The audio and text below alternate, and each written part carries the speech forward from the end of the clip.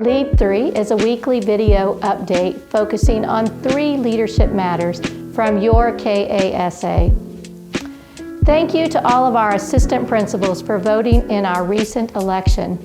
And congrats to Jill Angelucci at Fayette County, who is the newest KASA board member.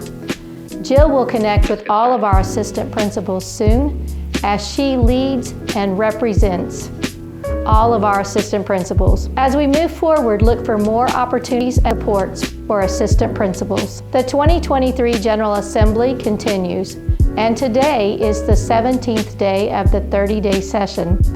Last week, House Bill 5 was filed, and it is one that concerns us as our school communities lose significant dollars. It gradually repeals all property tax on bourbon in storage throughout our Kentucky communities.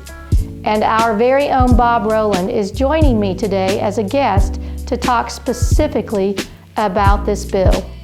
Bob. What does House Bill 5 do? It takes this source of badly needed revenue away from schools, libraries, emergency services, fire protection districts, and counties who all need more, not less money, and gives it to the liquor industry? Are you kidding? You may know a little about bourbon, you may even have a drink on occasion. But surely you've noticed the industry is growing like a weed, and they need a tax break? Give me a break. The bourbon industry is one of the most powerful in Frankfort, and they are threatening to move out of the state if we don't defund our children's education so they can have even greater profits. Bourbon will always be made in Kentucky.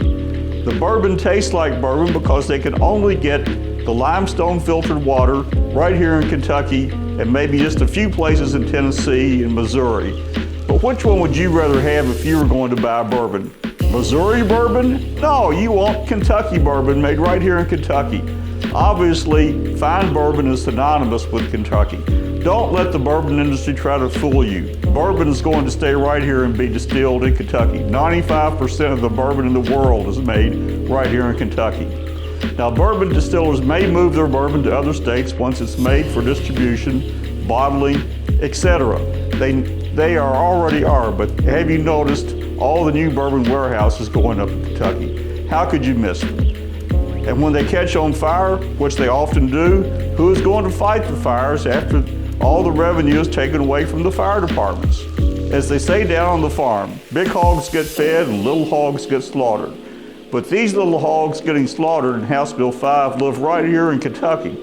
Unlike most of the out-of-state and foreign corporations that own the distilleries. Plus, we can vote, we can talk, and we need to contact our legislators as soon as possible and tell them, vote no on House Bill 5. Thank you, Bob. We really appreciate you. And yes, we will all be calling our legislators to vote no. Registration for KASA's 55th Annual Leadership Institute is open. And when we say Annual Leadership Institute, many of us know that as ALI. And so a few things that are new this year: a casino night, that's right, along with a DJ, a dance floor, and arcade machines. Also, I can't wait for you to meet Broncar Lee and Aaron Williams, who will keynote our closing session. Think collision of rhythm. There's more, but I'll save it for next time.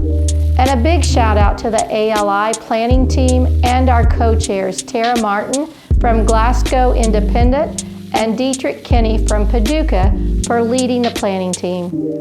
Register today and make your hotel lodging. Visit kasa.org. In signing off, Leadership Matters. Thank you for making a difference every single day.